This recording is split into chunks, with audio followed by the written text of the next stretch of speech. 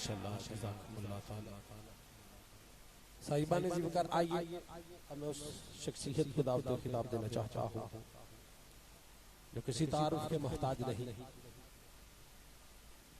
इनके चश्मे फैज से सारे फैज याफ्ता तशरीफ फरमा बैठे हुए हैं।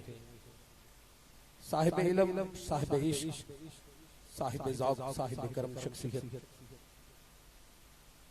वाजिबुल एहतराम, वाजिबुल कदर, मुकर्रर इज़्शात व इज़्ज़त शिर साद, खतीब नुक्तदान, बद्र खिताबत, खतीबुल अस, फकीरुल अस, आशिक़ रसूल, फनाफिल इश्क, वाजिबुल एहतराम, वाजिबुल कदर, पीर तरीक़त, रहबर शरीयत, वाक़िफ़ रमूज़ व मारिफ़त व हक़ीक़त, मंबए जुद व अता, सूफ़ी बासफ़ा, जनाब हज़रत पीर सैयद उमैर अफ़ज़ाल शाह साहिब चिश्ती अफ़ज़ाली दामतम बरकातुम आली आपसे मुल्तमिस हूं कि आप भाई की जीनत बनिएगा और अपने ईमानी नूरानी वजदानी खिताब से हवा आपके क़ुलूब इंसान को मुनव्वर मत कीजिएगा।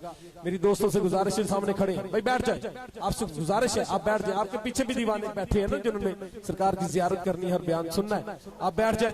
कोई दोस्त खड़ा नजर ना आए, आपसे गुजारिश है, दीवार के साथ खड़े हैं आप भी बैठ जाइए। दोस्तान मोहतरम मेरी आपसे गुजारिश है, बड़ी मोहब्बत के साथ बैठ जाइए।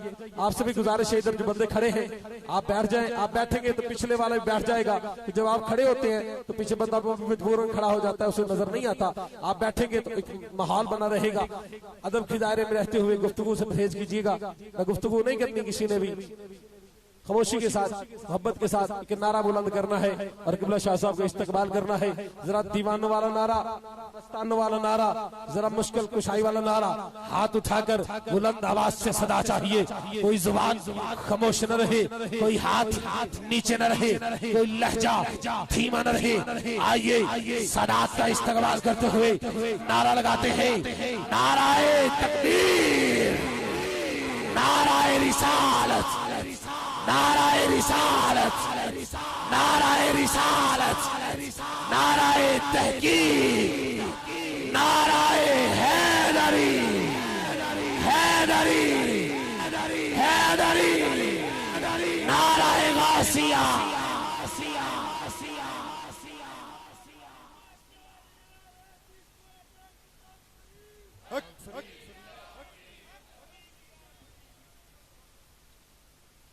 नहमदुहु व नुसल्ली व नुसल्लिमु अला सय्यदिना व मौलाना मुहम्मदिन रसूलिहिल नबिय्यिल अमीनिल मकीनिल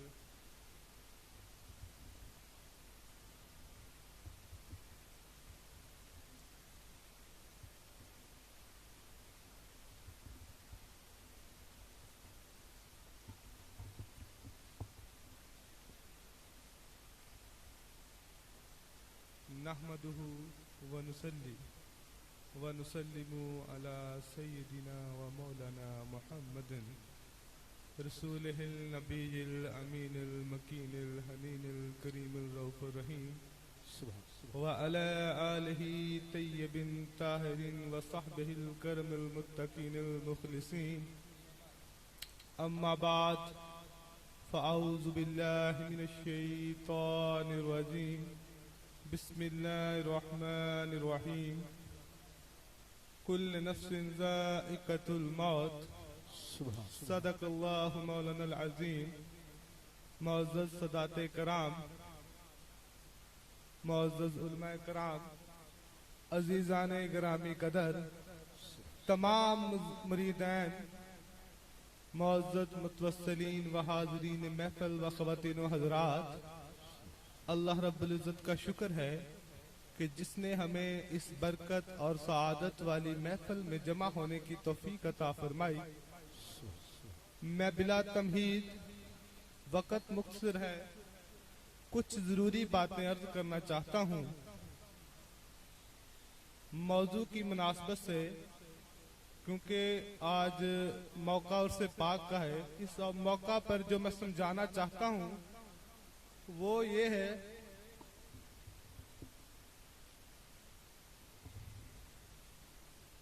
कि मौत क्या है और उर्स क्यों। सुभान। जो बात मैं समझाना चाह रहा हूं वो ये है कि मौत क्या है और उर्स क्यों। मौत के बारे में लोगों के मुगालते लाइल्मी का शिकार हैं, या उन तक इल्म और हदायत की सही रोशनी नहीं पहुंची, या वो अपने आप को जानबूझकर इससे मरहूम रखते हैं। वो ये समझते हैं कि मौत इंसान को बिल्कुल खत्म कर देती है। जिनके ख्याल में ये है कि मौत इंसान और इंसानी जिंदगी को बिल्कुल खत्म कर देती है, कुछ रहता ही नहीं, अगर उस नुक्ता नजरिया से देखा जाए तो ना उर्स का जवाज रहता है, ना उर्स की जरूरत रहती है। सुभान। अगर मौत के सही माना समझ आ जाए कि मौत क्या है, तो खुद ब खुद समझ आ जाए कि मौत क्या है और उर्स क्यों। ये बात मेरी ज़हन नशी कर ले कि मौत इंसानी जिंदगी का खात्मा नहीं, बल्कि इंसानी जिंदगी के एक अगले दौर का नाम है। सुभान अल्लाह। मौत एक दरवाजा है जिससे इंसान एक जिंदगी के दौर से निकलकर उस मौत के दरवाजे से गुजरकर अगले दौर में दाखिल होता है। बजाय मैं यहां से आगे जाऊं, मैं इब्तिदा करता हूं कुरान मजीद की उसी आया करीमा की जिसके मुकद्दस अल्फाज में अल्लाह रब्बुल इज्जत ने मौत की तारीफ फरमा दी। सुभान। और कुरान मजीद में मौत की हकीकत बयां हो जाने के बाद किसी मुसलमान को यह हक नहीं पहुंचता कि वो उसका कोई मुख्तलिफ या अलग से मानी रख ले या मुकर्रर कर ले। अल्लाह रब्बुल इज्जत ने कुरान मजीद में फरमाया, कुल्लु नफ्सिन ज़ाइक़तुल मौत, हर शख्स को, हर जान को, हर शख्स को मौत का जायका चखना है। ये तवज्जो तलब बात है कि अल्लाह रब्बुल इज्जत ने कुरान मजीद में मौत को जायका करार दे दिया। जायका एक कैफियत है, जैसे कि खुशबू होती है, इसका कोई अपना हिस्सी या मादी वजूद नहीं। इसी तरह से जायका का भी कोई अलग से हिस्सी या मादी वजूद अपना नहीं, ना ही ये मुस्तकिल वजूद रखता है। आप अगर कुछ खाते पीते हैं, नमकीन डिश खा लें, स्वीट डिश खा लें, ये खाना पीना मशरूब, इसका तो एक अपना वजूद है, लेकिन इस खाने पीने के नतीजे में जो जायका वारद होता है वो एक आर्जी कैफियत है। आप अगर पानी की एक दो बार कुल्ली कर लें तो जायका चला जाता है। जायका एक चखने के मुतल्लक नवियत है और आर्जी कैफियत है। अगर आप कुछ मीठा खा लें या नमकीन खा लें, उसके बाद कोई फल खा लें तो पहला जायका खत्म हो जाता है। जायका बस इतनी ही ताकत का हामिल है कि एक दो बार पानी की कुल्ली करने से जायका खत्म हो जाता है।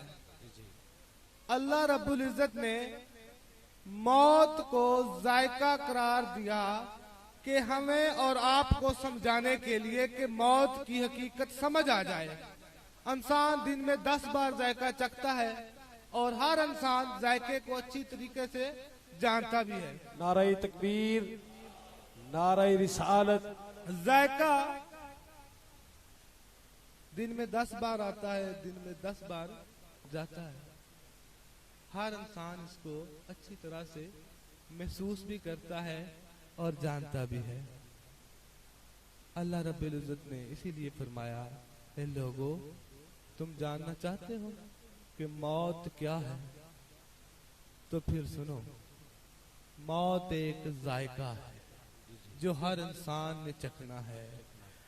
और जायकाए मौत, और मौत जायका होने की नवीयत से जायकाए मौत बनकर आती है, आकर चली जाती है। लिहाजा जायकाए मौत की क्या मजाल कि इंसान जैसी हकीकत को खत्म कर दे। हजरत उमर बिन अब्दुल अजीज रजी अल्लाह ताला अन्हु फरमाया करते थे, इन्नमा खलक़तु लिल अबद, इन्नमा खलक़तु लिल अबद, इन्नमा तुनकलूना मिन दारिन इल दार। ए लोगो, जब तुम एक बार पैदा कर दिए गए तो हमेशा के लिए पैदा कर दिए गए। अब एक घर से दूसरे घर मुंतकिल होते रहोगे, खात्मा नहीं होगा। अदम था जब तक इंसान पैदा ना हुआ था, जब इंसान आ गया तो अदम खत्म हो गया। और यहाँ भी एक मुगालता है कि हम ये समझते हैं कि जब बच्चा पैदा होता है तो उसकी जिंदगी की इब्तदा हुई है। हमने जिसको जिंदगी की इब्तदा समझा वो जिंदगी की इब्तदा नहीं, वो तो अपने माँ के पेट की दुनिया में भी जिंदा था। वो अगर वहां ना जिंदा होता तो उसका तवल्लुद ही ना होता, उसकी पैदाइश ही ना होती। तो पैदाइश तो उस वजूद का नाम है जो पहले से जिंदा हो। फकत बात इतनी है कि तब जो जिंदगी थी, तब जो जिंदगी थी और अब जो जिंदगी है, इस जिंदगी के और उस जिंदगी के मकाम में फर्क है। कभी इसका आलमे ज़हूर में इंतकाल होता है, कभी माँ के पतन में इसका इंतकाल होता है। जिस तरह से जिंदगी पैदाइश जिंदगी की इब्तदा नहीं, इसी तरह से मौत भी जिंदगी की इंतहा नहीं।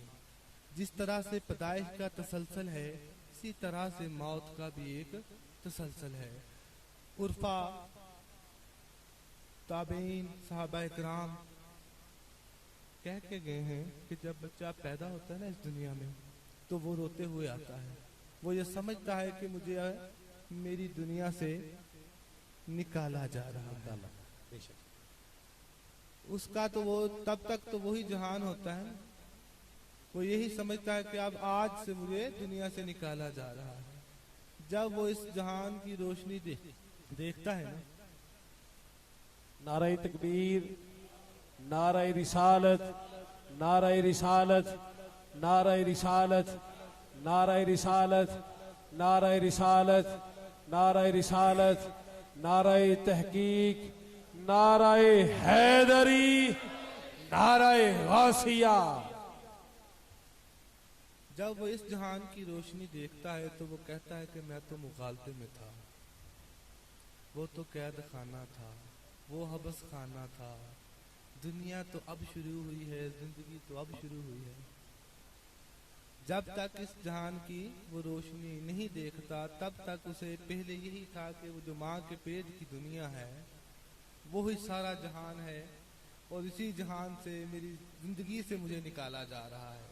वो जब पैदा होता है तो रोता हुआ इसलिए आता है कि वो ये समझता है कि मुझे मेरी जिंदगी से निकाला जा रहा है। जब इस आलम की वो रोशनी देखता है तो उसके बाद वो कहता है कि मैं मुगालते में था, कि वो तो कैद खाना था, वो हबस खाना था। जिंदगी तो अब मिली है, दुनिया तो अब शुरू हुई है। आरफ कहते हैं, रब्बे काबा की कसम, जिस तरह से बच्चा पैदा हुआ, पैदा होते हुए रोता आता है, इसी तरह से जब मर्द मोमन आया था तो वो खुद रोता हुआ आया था। जब मर्द मोमन सफर करता है तो फिर जहान रोता है, फिर जहान रोता है। मर्द मोमन की जब रूह आलम बरज़ख में मौत के दरवाजे से गुजर कर, मैं मुख्तसर कर रहा हूँ सारी बात को, वक्त कम है। मर्द मोमन की रूह जब आलम बरज़ख में जाकर देखती है, उस आलम की वसतें, उस आलम की रोशनी में, और जो मर्द मोमन की रूह है वो जब मौत के दरवाजे से गुजर कर आलम बरज़ख देखती है तो उसे ये जहान सारा माँ के पेट की तरह छोटा नजर आता है। हक सुभान अल्लाह। नाराए तकबीर, नाराए रिसालत, नाराए रिसालत, नाराए हैदरी, हैदरी, नाराए गौसिया। वो रूह जब आलम बरज़ख में जाकर उस आलम की रोशनी देखती है, उसके पर्दे हिजाबात उठा दिए जाते हैं। जमीन से अर्श तक, जन्नत से फर्श तक सारे वो आलम खोल दिए जाते हैं। उन आलमों की जब वसतें देखता है, अनवारे तजल्लियात अंबिया देखता है, अनवारे तजल्लियात औलिया अरवाहे देखता है, अनवारे तजल्लियात मलाइका देखता है। अब उस मर्द मोमन को कोई कहे कि आ वापस चल पाकिस्तान या फिर उसी कैद खाने में, तो वो रब्बे काबा की कसम वो कहता है कि जब तक इस आलम की रोशनी नहीं देखी थी तब तक मैं मुगालते में था। पता चला कि दुनिया तो अब शुरू हुई है, जिंदगी तो अब मिली है, क्योंकि गाड़ी हमेशा आगे की तरफ जाती है। पहले से दूसरे, दूसरे से तीसरे, तीसरे से चौथे, फिर पांचवें। अगर रिवर्स गियर लग जाए तो मामला खराब हो जाता है। वो कहता है कि मैं तो सुबह मंजिल जा रहा हूँ, सुबह वतन जा रहा हूँ, मैं तो अपने देश जा रहा हूँ, मुझे अपने देश अपने वतन की खुशबुएं हवाएं आ रही हैं। हाँ, जो अपने देश और वतन की खुशबुएं हवाएं सूंघ ले, उसके बाद उसे कोई कहे कि आप परदेश, तो वो जाना पसंद करेगा? नहीं। वो मोमन, मर्द मोमन मौला की बारगाह को अपना देश जानता है, इस जहान को वो परदेश जानता है। हज़रत अबू हुरैरा रज़ियल्लाहु ताला अन्हु से रिवायत है, हजूर ने फरमाया तोहफतुल मोमिन अल मौत तोहफतुल मोमिन। मोमन का तोहफा मौत है। जी जी। मोमन का तोहफा मौत है। फिर खुद सोच लें कि हम क्या समझते हैं कि मर गए, मिट गए, सब खत्म हो गया। हजूर ने फरमाया लैसा लिल मोमिन राहतुन दूनल लिकाल अल्लाह, लैसा लिल मोमिन राहतुन दूनल लिकाल मौत। के मोमन के लिए मौत से बेहतर कोई राहत ही नहीं। मोमन के लिए, अल्लाह के वली के लिए मौत से बेहतर कोई राहत नहीं, क्योंकि उसे अपने महबूब का दीदार हो। लिहाजा मौत की राहत पर सारी राहतें कुर्बान। सुभान अल्लाह। सारी राहतें ही कुर्बान। सुभान अल्लाह। अब मर्द मोमन, अल्लाह के वली और मुकर्रब और मुत्तकी की मौत किस तरह से होती है, उसकी रूह किस तरह कब्ज की जाती है, ये हदीस पाक के लफ्ज हैं। मेरा नहीं ख्याल कि ये हदीस पहले किसी ने सुनी हो, अगर सुनी भी हो तो बहुत कम।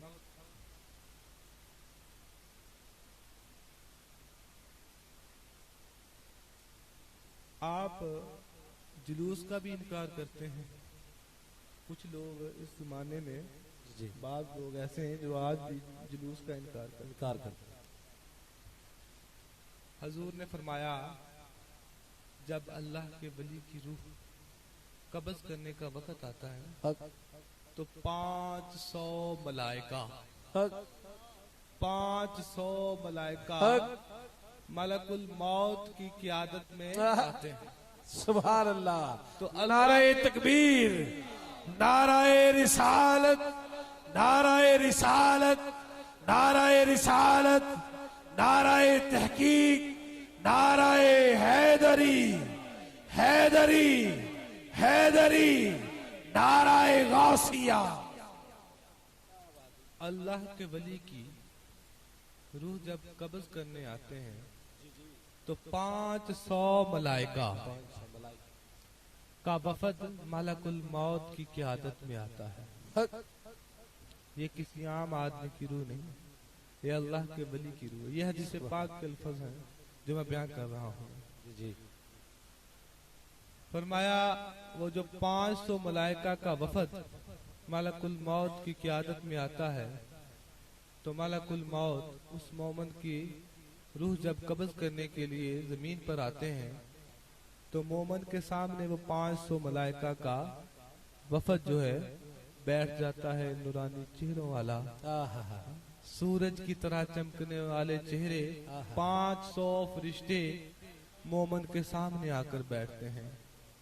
मैं हदीस के अल्फाज बयान करने लगा हूँ कि पता है कि फिर मलकुल मौत क्या कहते हैं? मलकुल मौत कहते हैं अस्सलाम। सुभान अल्लाह। अल्लाह के वली को सलाम करते हैं। क्या बात। अपनी तरफ से सलाम करने के बाद मलकुल मौत क्या कहते हैं? आम आदमी की रूह हो वो तो कब्ज करेगा और ले जाएगा। ये अल्लाह के मुकर्रब, नेक, सालिहा, मुत्तकी और दोस्त की रूह है। तो पहले अपनी तरफ से मलाइका मलकुल मौत सलाम पेश करते हैं। सलाम पेश करने के बाद कहते हैं अल्लाह युकरिकु अलैकुस सलाम, कि अल्लाह ने तुझे सलाम भेजा है। सुभान अल्लाह। या वली अल्लाह, अल्लाह युकरिका अलैकुस सलाम, ए अल्लाह के वली, ए अल्लाह के दोस्त, ए अल्लाह के मुकर्रब, तुझे रब ने सलाम भेजा है। सुभान अल्लाह।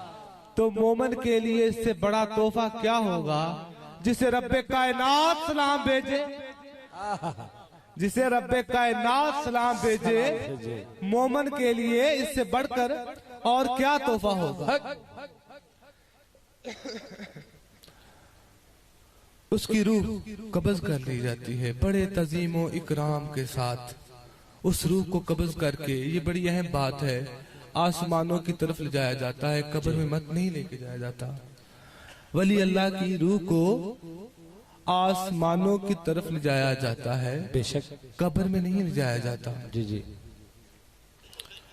जब वो आसमानों की तरफ जा रहे होते हैं तो आसमानों के दरवाजे खुलते चले जाते हैं, 1 से 2, दूसरे से तीसरा, चौथा, पांचवा, छठा, और आसमानी कायनात उस पर सलाम भेजती है, मलाइका उस पर सलाम भेजती है।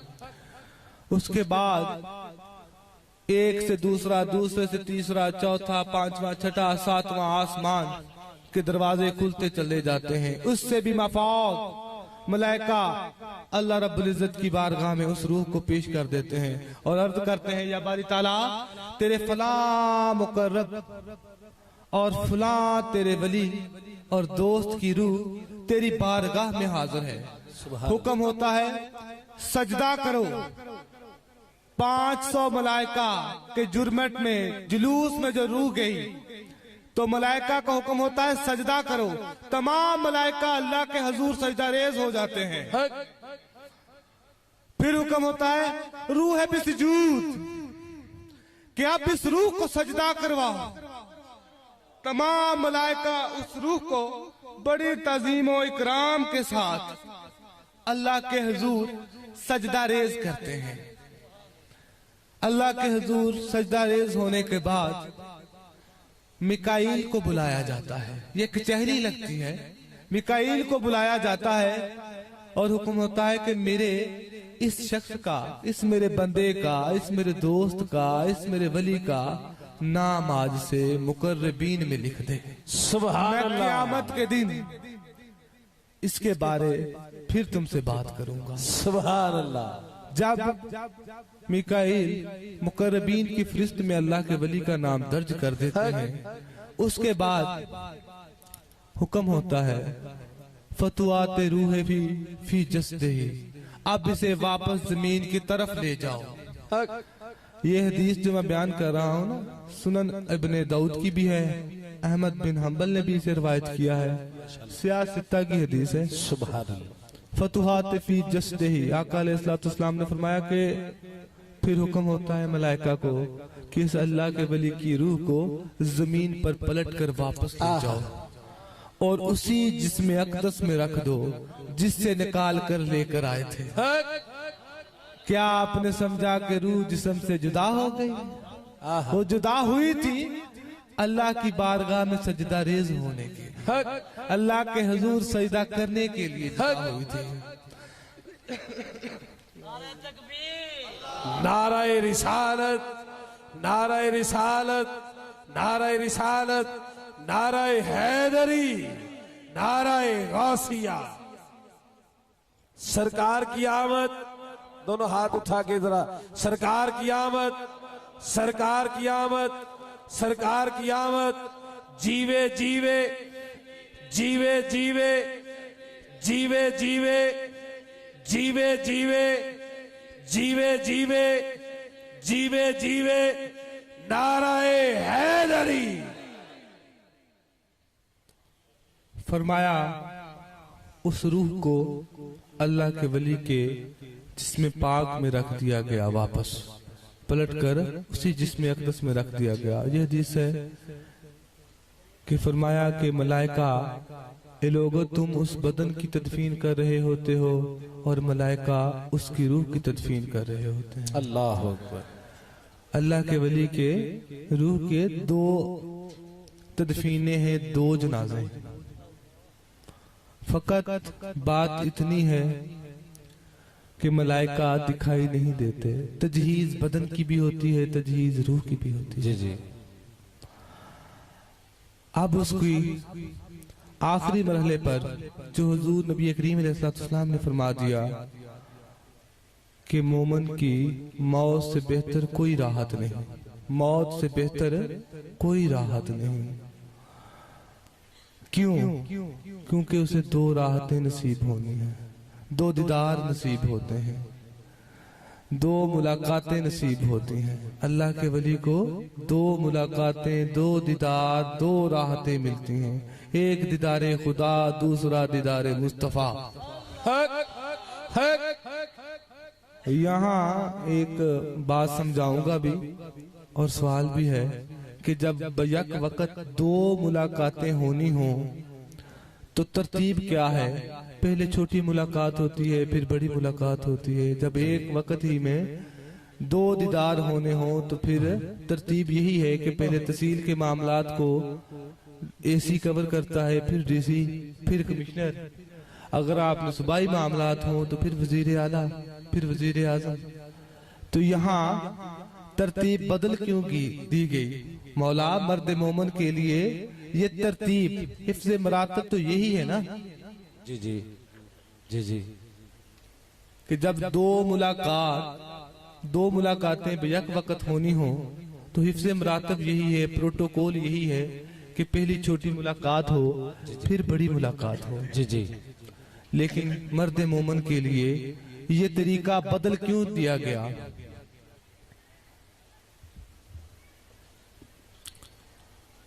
कि पहले हक तो ये था कि पहले दीदारे खुदा होता, उसके बाद दीदारे मुस्तफ़ा होता। आप बताएं ईमान से कि दीदारे मुस्तफ़ा बड़ी है या दीदारे खुदा बड़ा? अल्लाह। बारगाह मुस्तफ़ा बड़ी है या बारगाह खुदावंद करीम बड़ी है? जी बताएं, बारगाह खुदा बड़ी है खुदा बड़ी या बारगाह मुस्तफ़ा बड़ी है? वो अलग बात है कि बारगाह एक ही है, लेकिन आज वो मेरा मौजू नहीं। हकीकत में वो बारगाह तो एक ही है, लेकिन दो दीदार होने हैं, दीदार मुस्तफ़ा भी होना, दीदार खुदा भी होना। कि तरीका तो ये था कि अल्लाह रब्बुल इज्जत कि दुनिया का हिफ्ज़े मरातब, दुनिया का निज़ाम, प्रोटोकॉल तो ये था कि पहले दीदार मुस्तफ़ा होता, फिर दीदार खुदा होता। लेकिन ऐसा नहीं। फरमाया कि इसकी रूह को पहले सीधा मेरे पास लेके आओ। सुभान अल्लाह। फरमाया कि इसकी रूह को पहले मेरे पास लेके आओ, फिर इसे दीदार मुस्तफ़ा हो, सुभान, फिर ये मेरे हबीब के पास जाए। तो ऐसा क्यों बारी ताला? ये सवाल पैदा होता है कि ऐसा क्यों? इसलिए बारी ताला फरमाया कि इसलिए कि जिस तरह से मेरी जात बड़ी और किबरियाई है, माशाअल्लाह, कोई मुझसे पहले मिले या बाद में मिले मुझे तो फर्क नहीं पड़ता।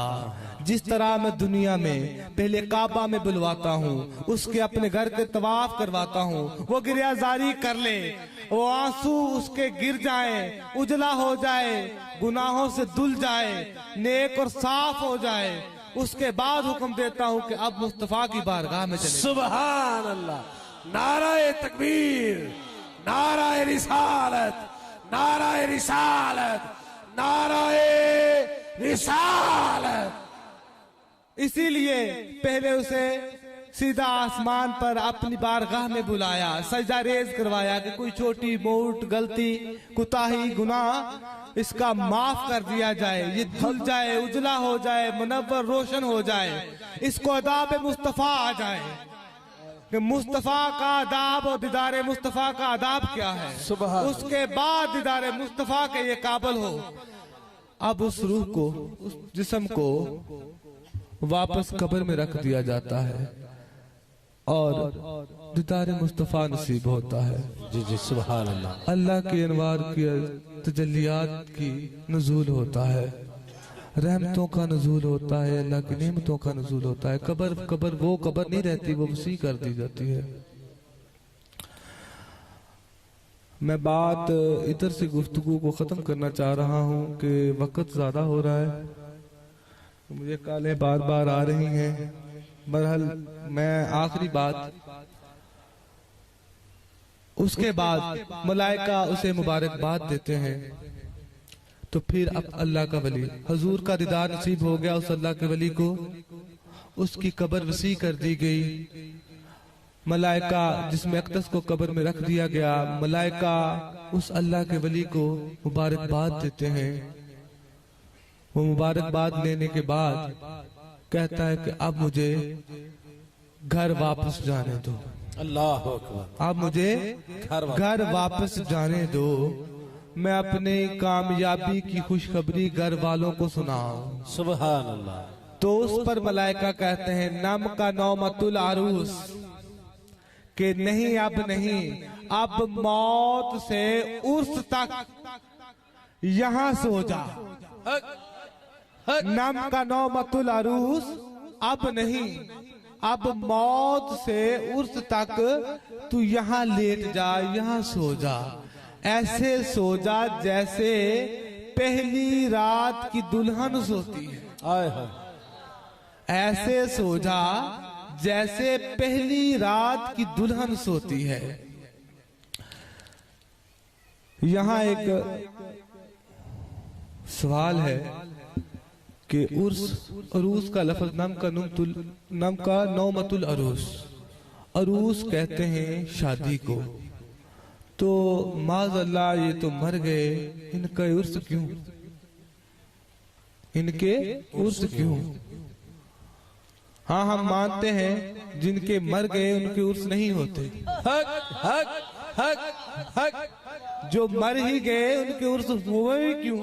आज बेशक बेशक सुभान अल्लाह। क्या हम इस बात को मानते हैं जिनके मर गए उनके उर्स नहीं होते, जिनके उर्स होते हैं वो जिंदा है, वो मरे नहीं।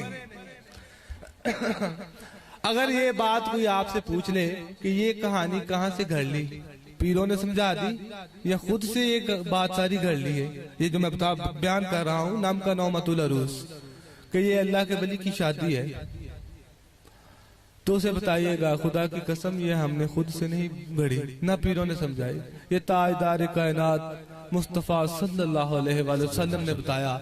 नाम का नौमतुल अरूस, सो जा ऐसे जैसे पहली रात की दुल्हन सोती है, शादी की रात सो जा। हदीस मुस्तफ़ा के मुताबिक जो अल्लाह के वली की पहली रात कब्र में होती है वो उसकी मुलाकात दीदारे खुदा से होती है, दीदारे मुस्तफ़ा होता है। आपकी और हमारी शादियां ये मलाप दुनियावी हैं, अल्लाह के वली का जो मलाप है वो खुदा से होता है, फिर रसूल से होता है। उसका मलाप, उसकी शादियां अल्लाह के वली की, क्योंकि इसे शादी करार दे दिया।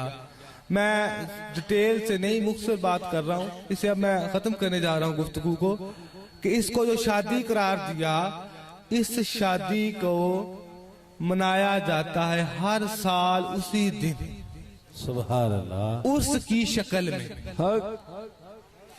इस शादी को नम का नौमतुल अरूस, इसे जो शादी कहा गया कि सो जा ऐसे जैसे पहली रात की दुल्हन सोती है। शादी की पहली रात की दुल्हन जो सोती है इस तरह से सो जा, इसे शादी कह दिया। पहली रात जो अल्लाह के वली की कब्र में गुजरती है वो दीदारे लकाए यार की होती है, दीदारे मुस्तफा की होती है। वो दिन, वो रात, वो शादी का दिन बन जाता है। अब उर्स की तारीफ ये है कि ये साल बाद वही दिन दोबारा पलट कर आता है, वही रात आती है, तो वो रूह महक उठती है। सुभान अल्लाह। उसे कहते हैं ये अल्लाह के वली की रूहानी शादी है। बल्कि ये लफ्ज याद रख लें कि अल्लाह के वली की रूहानी शादी की सालगिरह मनाई जाती है। सुभान अल्लाह। अल्लाह के वली की हकीकी शादी की सालगिरह मनाई जाती है। अगर कोई कहे कि ये फूल पत्तियां क्यों निशावर करते हैं, तो शादी का ये हिस्सा है। दुल्हा दुल्हन पर सेहरे लगाए जाते हैं, फूल निशावर किए जाते हैं, पत्तियां निशावर की जाती हैं। तो इसी तरह ये जो शादी है अल्लाह के वली की, ये हम इस शादी की सालगिरह की पत्तियां निशावर करते हैं। सुभान अल्लाह। और अगर यहाँ एक बात आखिरी गुफ्तगू कर रहा हूँ, बाद लोग ये बात कर देते हैं कि हदीस के लफ्ज हैं नम का नौमतुल अरूस, सो जा, कि अब तो वो सो गए, आप क्या लेने जाते हैं वहां, अब तो वो सो गए, आप क्या लेने जाते हैं, सो गए, उनको क्या खबर कि कौन आया कौन नहीं आया। नहीं, वो हकीकत नहीं समझे सोने की। क्या कहा था रसूलुल्लाह सल्लल्लाहु अलैहि वसल्लम ने फरमाया कि नम का नौमतुल अरूस, ऐसे सो जा जैसे पहली रात की दुल्हन सोती। अल्लाह। पहली रात की दुल्हन कभी सोई भी है ना, लेटती तो है पर सोती नहीं, आंखें बंद तो करती है पर सोती नहीं, क्योंकि उसे इंतजार होता है, अपने महबूब का इंतजार होता है।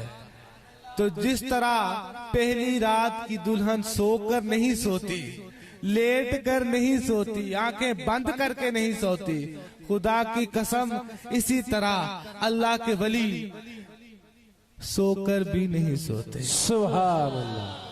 वो वफात पाकर भी जिंदा है, वो वफात पाकर भी जिंदा है, वो लेट कर भी जागते हैं, वो तकते रहते हैं। हदीसों की किताबें बड़ी पड़ी हैं। हजूर ने फरमाया कि जिस तरह से वो आपको इस दुनिया पर पहचानता था, इसी तरह मरने के बाद जब आप उसकी कब्र पर सलाम करने जाते हैं, वो आपको पहचानता भी है, आपके सलाम का जवाब भी देता है, आपको पहचानता भी है। जिस तरह से वो दुनिया में खुश होता था इस जहान में, इसी तरह से वो खुश भी होता है, आपको पहचानता भी है, आपके सलाम का जवाब भी देता है। फर्क सिर्फ यही है कि ये उसके अमल की दुनिया थी, मेहनत की दुनिया थी। यहाँ उसने वो फल बोया था, अब वो फल काट रहा है अगले जहान में जाकर। वो इस शक्ल में कि रब्बे कायनात की रजा की शक्ल में, दीदार मुस्तफा की शक्ल में, लम्हा ब लम्हा वो अपने मुतवस्सिलीन से बाखबर रहता है। अल्लाह का वली लम्हा ब लम्हा बाखबर रहता है। इसके खुशियों में वो खुश होता है, इसके गमों में वो गमज़दा होता है। अल्लाह के हुजूर शिफातें करते हैं और अल्लाह के वली की कब्र भी जिंदा होती है। वो जिंदा होती है, उससे फैज मिलता है। जब वो इस दुनिया में भी जिंदा था तो फैज तो पहले भी रूह से मिलता था ना, अब भी रूह से मिलता है।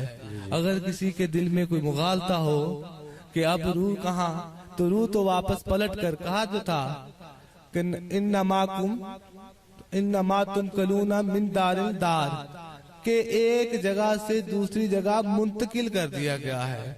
वो कौन सा मर गए हैं? जी। हजूर की हदीस है, इन्नमा खलक़तु लिल अबद मा तुम कलूना मिन दारिल इल दार, कि तुम जब एक बार पैदा कर दिए गए तो हमेशा के लिए पैदा कर दिए गए।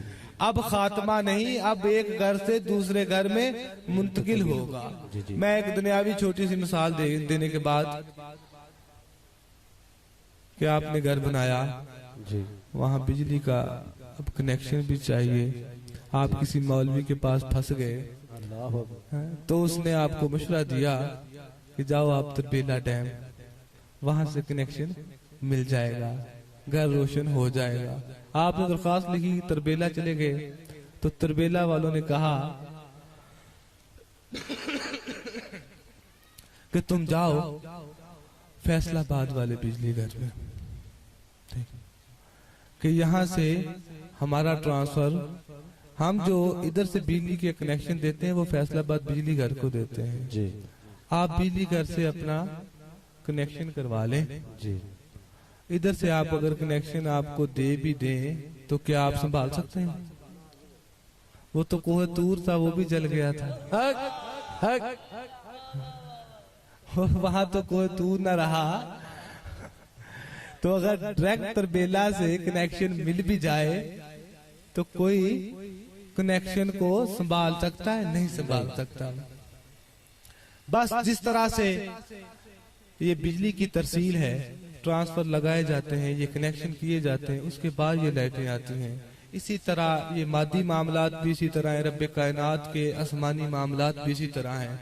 अल्लाह ताला की जात अगर ये चाहती कि अहलूलियत का इल्म बराह रास्त हर शख्स को अता करना तो किया जा सकता था। अल्लाह ताला की जात अगर ये चाहती कि सब पर वही नाज़िल हो तो सब पर वही नाज़िल की जा सकती थी। बस रब्बे कायनात ने ये चाहा कि सिर्फ बस एक फर्दे पाक, वो फर्दे पाक हजरत मोहम्मद मुस्तफा सल्लल्लाहु अलैहि वसल्लम, उनके पैरों की खराज से तकसीम की जाती है। अपने अहलूलियत के मामलात भी और खैर बरकात के मामलात भी आप बस ये शर्त है कि इसी नक्शे कदम पर रखें, अपने शहर की गुर्बत में रहें। अल्लाह ताला हमें अपने पेशवा के तालीमात पर अमल करने की तौफीक अता फरमाए। अगर हम इस राह से हट जाएंगे तो वो निकाह हट जाएगी, वो दस्ते शफकत हट जाएगा। उनकी जिंदगी पर सिर्फ महज बातें करने से नहीं, जिस तरह से उन्होंने रियाजत की, इबादत की, सुन्नत की इत्तबा की, इसी तरह अपने आप को उसी जिंदगी में, उसी सांचे में डाल लें। अल्लाह के हजूर सजदा रेज रहा करें, इबादतें करें, इन सुन्नत की इत्तबा करें। मैं दुआ गो हूँ आपके लिए कि अल्लाह ताला आपके इल्म और अमल में बरकतें अता फरमाए। जो बेऔलाद हैं हाज़रीन महफिल, माल के खालक सबके इल्म और अमल में बरकतें अता फरमाए और सबको नेक और सालेह अमाल करने की तौफीक अता फरमाए। आपके रिज़्क़ में बरकत और खुशादगी अता फरमाए। जो बेऔलाद हैं मौला हसनैन करीम के सदके अल्लाह उनको औलाद की खैरात नसीब फरमाए। इस महफिल के माल के खालक तमाम हाज़रीन महफिल को अपने लुत्फ़ व करम से इनकी जोलियां मौला भर दे। ये तेरे लुत्फ़ व करम की खैरात लेके जाएं, हजूर की फिजात की खैरात लेकर जाएं। इलाहुल आलमीन तमाम जुमला हाजत अपनी बारगाह में कबूल मकबूल फरमा। आखिर दुआवना अल्हम्दुलिल्लाहि रब्बिल आलमीन सल्लल्लाहु तआला अला खैर खल्क़िही व नूर अर्शिही वजमईन बिरहमतिका या अर्रहमान अर्रहीम। सुभान अल्लाह जी। वो कैब कर मेरा जिहदे वास्ते कीता सीगा। अच्छा ए यार हुन नहीं करा दे, मेरा तो गला ही बैग।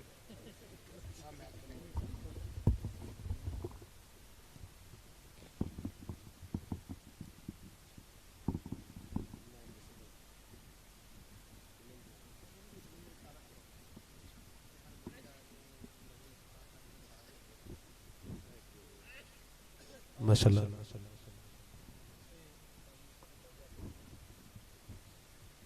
ये एक जरूरी बात है कि आस्ताना की तरफ से ना अंजुमने चिश्तिया अफजालिया अल्हम्दुलिल्लाह हम मसलकन हनफी हैं और मशरबन चिश्ती हैं। और हनफी निशानी तो है, लेकिन अब मशरब की जो चिश्तियों की अफजालिया की जो निशानी है वो ये आस्ताना ने तयन किया है कि ये जो ताज शरीफ है हर मुरीद के सर पर होगा, चाहे वो दुनिया के किसी कोने में भी हो।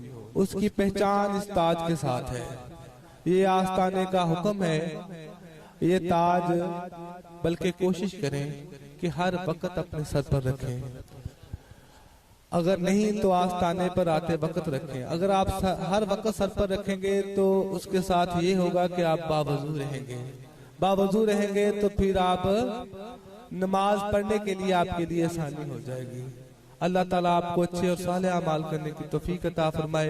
ये महकदा, ये महखाना आबाद रहे, इस महखाने से पीने वाले शदाब रहे, ये तालिबान आशिक आते रहे, हजूर ख्वाजा अजमेर के फैज के चश्मे आबाद रहे, इन चश्मों से पीने वाले आबाद रहे, शदाब रहे। मौला अपने और अपने महबूब के इश्क में हमें फनाई नसीब फरमा। मौला तेरे महबूब की उम्मत के सीने तेरे और तेरे महबूब के इश्क से आबाद रहे। अपने आरफों और आशिकों के वलियों पर चलने की तौफीक अता फरमा। मजीद ये बड़े मोहतरम मोहम्मद हनीफ साहब उलमाए दान है, बल्कि नुक्ता दान भी है।